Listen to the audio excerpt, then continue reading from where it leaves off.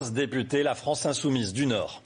Adrien Quatennens, bonjour. Bienvenue sur CNews. Pas de confinement, c'est le pari qu'a pris Emmanuel Macron. Est-ce qu'il a eu raison de ne pas mettre le pays sous cloche? Vous demandiez des alternatives au confinement, vous les avez? Je ne sais pas si on a des alternatives au confinement. Pour le moment, on n'a pas de confinement en tant que tel. Le chef de l'État a choisi de temporiser un peu. Pour tout vous dire, moi, je ne sais pas s'il pourra véritablement, vu la situation que nous avons sous les yeux, éviter ce reconfinement-là.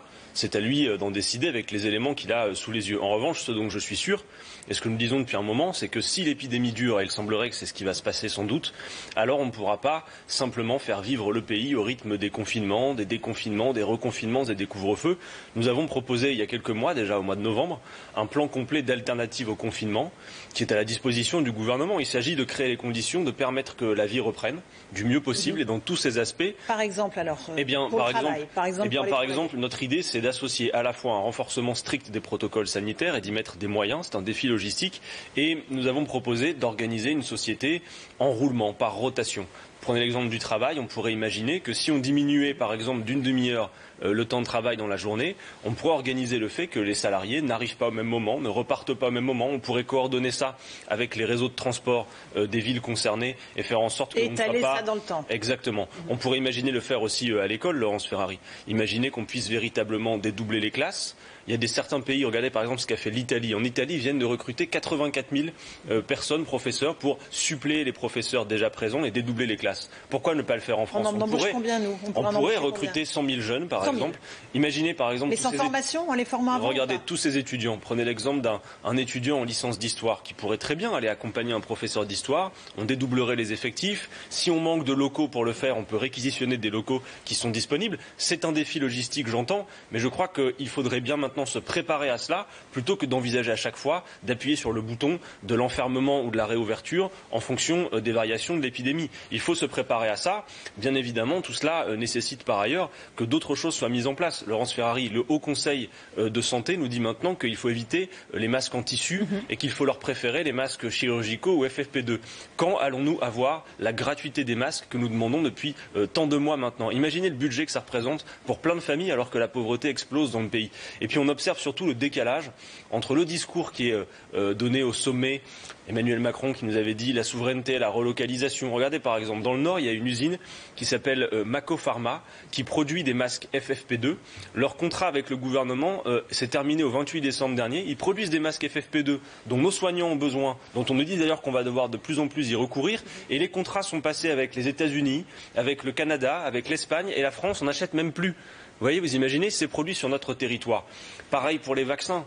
On voit bien que la question... Il y a plusieurs entreprises françaises qui produisent pour l'étranger actuellement. On voit bien une chose, c'est que Emmanuel Macron, au tout début de cette crise, avait fait une belle parole, comme il sait souvent le faire, en disant certains biens et services, vous vous en souvenez, doivent être placés en dehors des lois du marché. Eh bien, on voit que pour tous ces produits essentiels dont nous avons besoin pour faire face à la crise sanitaire, en réalité, c'est toujours le marché qui domine. Pourquoi avons-nous un problème avec le vaccin? Parce que c'est l'offre et la demande et la loi du marché qui continuent à s'appliquer, alors que si le vaccin doit être un bien commun de l'humanité, comme Emmanuel Macron le disait lui-même, eh bien, il faudra en passer par les licences d'office, qu'on puisse contourner les brevets, que tout ça tombe dans la sphère publique et qu'on puisse organiser les conditions d'une production. Pourquoi la France n'a toujours pas son vaccin? Les conditions d'une production, on ne sait pas encore, nous, Français, fabriquer les vaccins ARN. Regardez l'échec que c'est pour un pays comme la France, la 6e puissance économique du monde, de ne pas avoir son vaccin alors que quasiment toutes les grandes puissances dans le monde l'ont. Sanofi, qui est quand même notre géant industriel, qu'Emmanuel Macron était allé visiter au printemps dernier,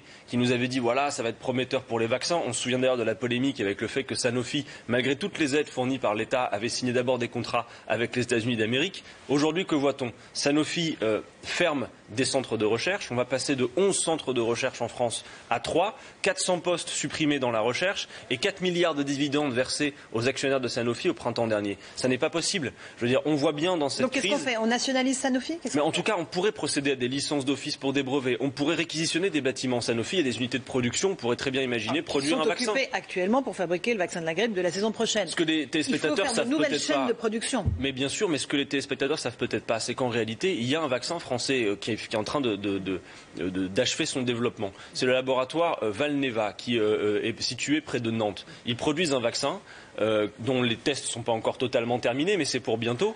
Sauf que comme l'argent n'a pas été investi par la puissance publique, c'est les Britanniques qui ont signé les contrats essentiellement, et la plupart des vaccins qui vont être produits par ce laboratoire franco-autrichien vont partir en Angleterre. Vous voyez, donc on voit bien que, encore une fois, cette logique qui vise à dire on va mettre des biens et des services en dehors de la loi des marchés, dorénavant rien ne sera plus comme avant. En fait, malheureusement, cette crise de la Covid, c'est bien la conjugaison entre deux choses. C'est pas que le virus, c'est le virus conjugué à un certain mode de production, d'échange, de consommation qui nous met en situation de plus grande vulnérabilité. Mais s'il n'y avait pas les fonds privés aujourd'hui, Adrien Quatennens, il n'y aurait pas de vaccin. C'est-à-dire, le problème, c'est quand les petites sociétés de BioNTech demandent des fonds, il n'y a que le privé qui répond présent.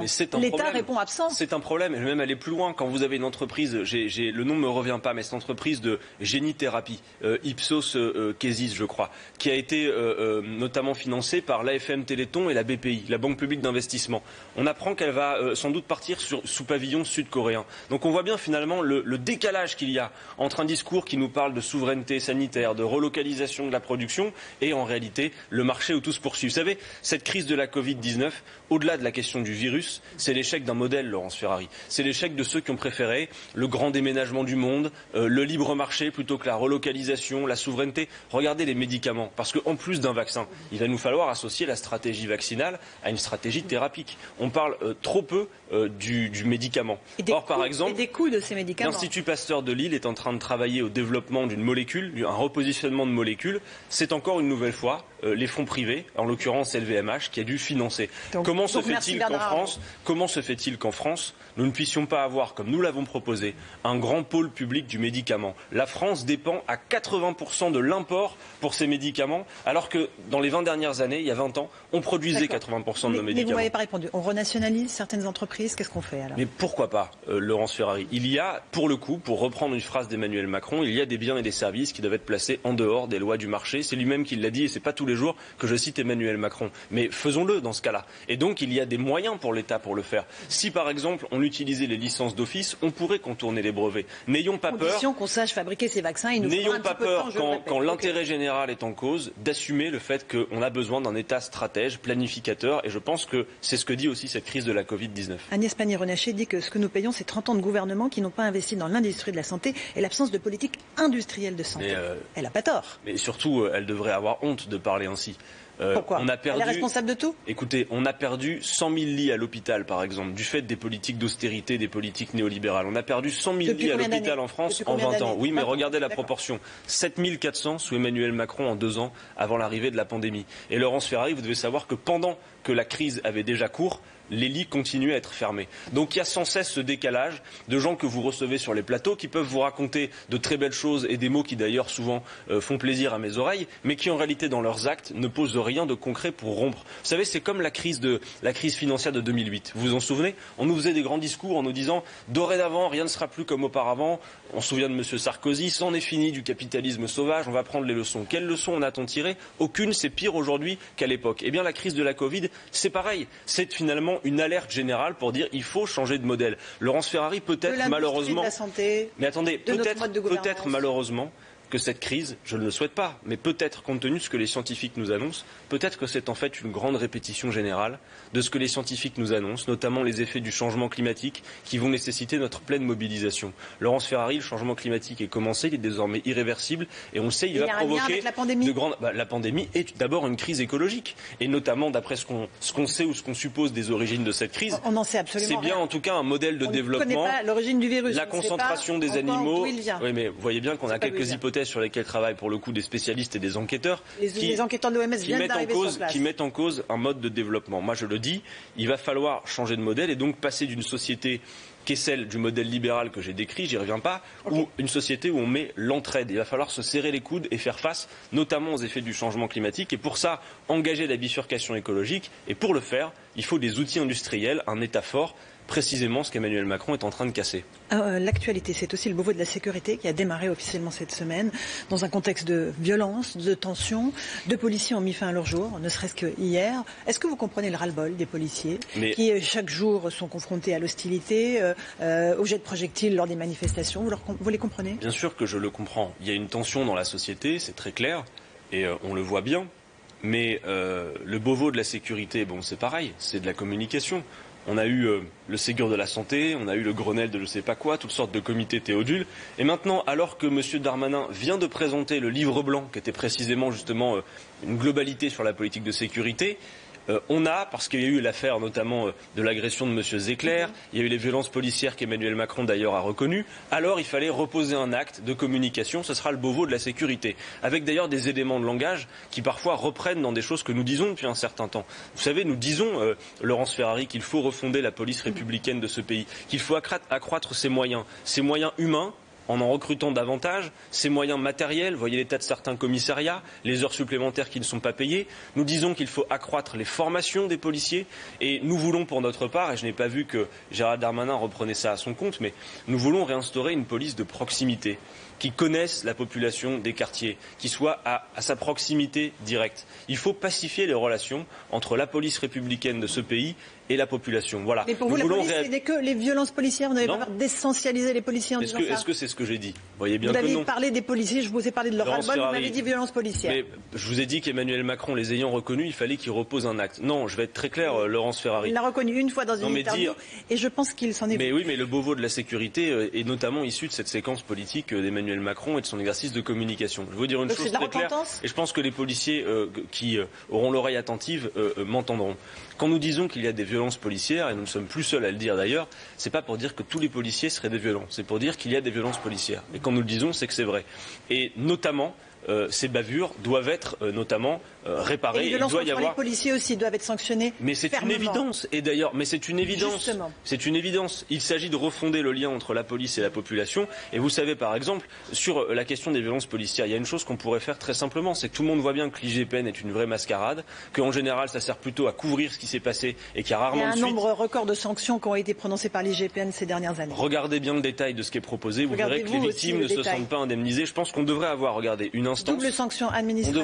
On devrait avoir une instance dans laquelle vous auriez. Là, le problème, c'est que ce sont des policiers qui décident entre policiers du sort de policiers. On devrait avoir une instance où il y aurait de la respiration démocratique. Vous auriez bien sûr des policiers. Citoyens lambda. Mais vous auriez des policiers, vous auriez des magistrats, vous auriez des citoyens, comme vous dites, lambda, des citoyens tout simplement. Il faut rappeler une chose, les policiers, ce sont finalement, ils représentent le monopole de la violence légitime de l'État. Et donc leur action est à caractère public et doit pouvoir faire l'objet d'un contrôle. Et par exemple, si nous rejetons la loi sécurité globale, c'est pour sa vision finalement, qui transfère des compétences de la police nationale à la police municipale, ce qui va créer des inégalités, qui fait la part belle à des entreprises de sécurité privées, alors que nous croyons à une police républicaine, un service public fort. Et puis surtout, c'est la gadgetisation de la police, le recours accru aux drones, les caméras piétons. Non, on a besoin de remettre des moyens les caméras piétons. Vous dites pas bravo pour les caméras piétons? Non. Comme ça, on arrêtera de parler de violence policière. Mais attendez, c'est pas la solution que de mettre des caméras piétons pour dire qu'on arrête de parler de violence policière. Quand on permet, par exemple, à des journalistes ou à des citoyens de contrôler l'action des forces de police. Et je veux dire une chose très clairement, personne ne doit et personne ne peut, sans être sanctionné, menacer un policier. Il ne s'agit pas de ça. Ni le harceler. Mais évidemment, mais la loi d'ailleurs permet déjà de sanctionner ça, et fort heureusement. En revanche, reconnaissons que l'action des forces de police est une action par définition à caractère public, et que donc il est normal, et d'ailleurs si nous n'avions pas les images bien souvent on n'en parlerait pas. Donc voilà, mais il y a autre chose à faire que cette dérive autoritaire, ce tout sécuritaire. En revanche, il faut des moyens, et notamment des moyens humains. Nous en manquons cruellement. On va parler un mot de séparatisme, parce que Gérald Darmanin est l'invité dans un tout petit instant de Pascal Praud. C'est sa semaine. C'est sa semaine. Notre pays est malade d'un séparatisme, l'islamisme, dit-il, qui gangrène notre unité nationale. Il faut savoir nommer la maladie. Qu'est-ce que vous dites à Gérald Darmanin? Mais je pense qu'il n'y a aucune difficulté à savoir nommer les choses. En revanche, une nouvelle fois, la loi qui s'appelait initialement loi contre le séparatisme, qui désormais s'appelle loi pour renforcer les principes républicains, passe complètement à côté des objectifs qui ont été fixés notamment par le président de la République dans son discours. Écoutez, Emmanuel Macron nous avait notamment parlé d'un terreau social favorable notamment aux obscurantismes. Nous en sommes d'accord. Mais que peut-on faire dans cette loi, et qu'y a-t-il dans cette loi qui nous permettent de lutter contre ce terreau Priver social. certaines associations Absolument de rien. subventions. On va résumer la loi qui désormais s'appelle désormais conforter les principes républicains. Il faut dire quelque chose aux téléspectateurs qui nous écoutent. D'abord, c'est une loi qui ne va rien permettre de plus pour lutter efficacement contre le terrorisme islamiste. Pour la raison, je vous l'ai dit, qu'il faudrait d'abord des moyens humains supplémentaires. Regardez dans l'affaire, par exemple, de M. Samuel Paty, le harcèlement qu'il a subi sur les réseaux, les menaces, on a un problème parce qu'on manque de moyens humains derrière les écrans pour faire le contrôle. La plateforme Pharos, c'est 30 fonctionnaires. Il en faudrait plusieurs centaines compte tenu des proportions que ça a prises. Il n'y a rien dans cette loi qui permette de lutter efficacement contre le terrorisme islamiste. C'est une loi qui prétend renforcer les principes républicains, lesquels les principes républicains n'a jamais que 3. On les connaît, la liberté, l'égalité, la fraternité. On ne peut pas parler. La laïcité dedans, on ne peut pas parler. Mais la laïcité, pour moi, c'est bien évidemment un pilier de la République. C'est ce qui permet, en quelque sorte, de vivre en commun malgré nos différences, y compris d'appartenance religieuse. Mais ne confondons pas deux choses. Ne confondons pas la laïcité qui sépare la politique de la religion, qui fait que l'État est indifférent aux religions et ne s'en occupe pas. L'État n'a pas à se mêler, Laurence Ferrari, de l'organisation des religions. L'État a à se mêler de faire respecter les lois de la République. Et c'est déjà une vaste tâche. Donc ne confondons pas tout. Et parfois on confond dans les débats publics, et on l'entend, on confond la laïcité avec un athéisme d'État. La laïcité n'est pas un athéisme d'État. La laïcité ne nie pas la capacité à croire ou à ne pas croire. Par exemple, la neutralité, elle est demandée aux fonctionnaires qui incarnent l'État, qui incarnent la République, mais elle n'est pas demandée aux citoyens qui se promènent dans la rue. On ne va pas instaurer une police du vêtement. Alors ils sont assez habiles parce que... C'est pas dans la loi, tout ça. Mais alors c'est pas dans la loi. Eh ben, vous avez raison. J'y venais, Laurence Ferrari. Le voile n'est pas dans la loi, mais regardez. Et ça vous choque ? Mais non, mais regardez justement les débats à l'Assemblée nationale. Gérald Darmanin nous dit le voile n'est pas dans la loi, le voile n'est pas dans la loi. On ne parle que de ça. C'est la surenchère à la stigmatisation en particulier d'une religion, et vous allez voir pendant 15 jours des discours qui vont déferler à la haine. Oui, ça n'est pas dans la loi, et pourtant on ne parle que de ça. En revanche, dans la loi, il y a quelque chose, puisque la loi prétend renforcer les principes républicains. Regardez ce qu'elle instaure en termes de laïcité. La laïcité, c'est la séparation des églises et de l'État. Vous en êtes d'accord ? Eh bien, en réalité, cette loi vient à contresens de la loi de 1905 de séparation des églises et de l'État. On peut le dire, quand vous regardez dans le détail, cette loi est d'inspiration concordataire. En quelque sorte, elle fait en sorte qu'il y ait une sorte d'organisation des religions par l'État lui-même. Et d'ailleurs, les religions vont disposer avec cette loi de moyens supplémentaires. C'est un peu technique, mais d'un mot, les biens de rapport. C'est les immeubles, les biens immobiliers, que désormais, avec cette loi, les églises pourraient en quelque sorte gérer. Eh bien, nous ne sommes pas d'accord. Puisqu'ils veulent renforcer les principes républicains, la France insoumise est au rendez-vous, elle fait des propositions. Et vous verrez alors qui sont vraiment les ambigus, qui sont ceux qui ont la laïcité à géométrie variable. Par exemple, quand nous proposons d'interdire que des élus en fonction puissent assister ès-qualité à des cérémonies religieuses, par clientélisme, à des ruptures de jeûne. Nous ne le voulons pas. Vous ne verrez jamais un élu insoumis participer à des cérémonies religieuses en sa qualité d'élu. Eh bien, quand nous voulons l'interdire... On les voit dans les manifestations contre l'islamophobie, en revanche. Eh bien, alors là, vous me permettez une clarification, Laurence Ferrari. La République, c'est pas de géométrie variable. Quand un assaillant attaque une mosquée, tire sur des croyants, comme c'était le cas à Bayonne, vous n'aviez pas un ministre, pas une initiative gouvernementale. Alors, cette manifestation du mois de novembre était une manifestation dans laquelle... Vous ne la regrettez pas ? Ben non, parce que si vous avez regardé de plus près ce qui s'y est passé, vous avez des tas de gens... Les slogans vous avez des scandés, vous avez des tas de gens, oui, qui étaient, et bien notamment la Marseillaise, chantée à tue-tête, pas que cela. La laïcité, qui a été effectivement réclamée par beaucoup de gens, et pour quelques pas personnes... Par tout le monde, vous le savez parfaitement. Laurence Ferrari, je le sais parfaitement, mais cette manifestation, il y avait la CGT, il y avait la LDH, il y avait Europe Écologie Les Verts représentés, le Parti communiste français. Je veux vous dire une chose, Laurence Ferrari.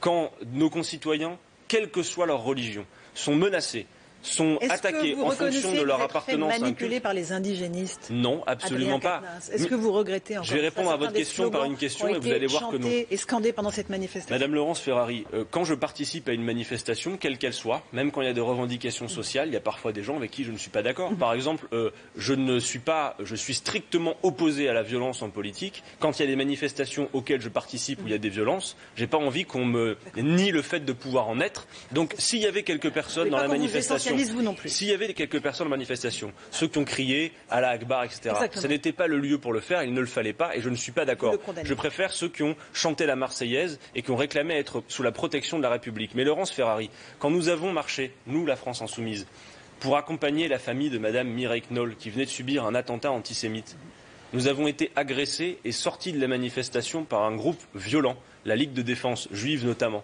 Et À cette heure-là, personne ne nous a dit pourquoi aller vieux cette association et les organisations violentes. Il fallait en être. Nous ne faisons pas de géométrie variable. Et nous regrettons que certains, en revanche, le font et qui utilisent la laïcité, la République. Tout le monde parle de la République, de la laïcité, sans même la comprendre et en pensant d'ailleurs qu'il y aurait une religion qui mériterait qu'on la regarde de plus près et d'autres non. Mais juste un mot, vous dites que c'est pas le lieu pour créer Allahu Akbar dans une manifestation. C'est où le lieu en fait? Mais non, mais il n'y a pas de lieu. Ce que je veux dire, non mais si, il y a la mosquée. Ça veut dire Dieu est grand. Voilà. Ce que je veux dire simplement, c'est que dans cette manifestation, il y avait d'abord et avant tout une réaction à une montée de la stigmatisation et surtout un événement grave, un attentat contre une mosquée. Et tout républicain, tout laïc conséquent, qui ne fait pas simplement du verbiage creux, devrait en être, quelles que soient les confessions menacées, sans géométrie variable. Et donc je le redis, dans ces débats, puisqu'il s'agit de renforcer les principes de la République, vous nous trouverez au rendez-vous. Mais il y a plein d'amendements qui sont supprimés avant même que les débats commencent. Laurence Ferrari, il y a 500 communes en France, 500, dans lesquelles il n'y a pas d'école publique, par exemple. C'est un problème. Il faut renforcer nos anticorps républicains. Quand la République recule, quand les services publics reculent, quand le tissu associatif recule, vous en avez d'autres parce que la nature a horreur du vide qui viennent s'y insérer. Comment se fait-il que dans ce débat, on ne puisse pas en parler? Comment se fait-il qu'on ne puisse pas parler d'un vrai séparatisme qui opère, le séparatisme social, qui fait que dans les écoles, on voit bien que finalement, selon les niveaux de revenus des parents, vous avez une concentration dans tel ou tel endroit. Faire République, c'est aller jusqu'au bout de ces principes et les faire advenir concrètement sur le terrain. Un dernier mot en une phrase que je vous ai promis que vous puissiez évoquer ce qui se passe dimanche. Vous êtes déjà en campagne, c'est ça? Oui, alors il n'y a pas de campagne présidentielle dans le pays, mais nous sommes en campagne parce que nous pensons que nous avons besoin d'un temps long pour créer une majorité d'adhésion dans ce pays. Un programme, c'est essentiel. On ne va pas parler sans cesse de la couleur de la cravate de tel ou tel, c'est d'ancrer un programme dans la durée.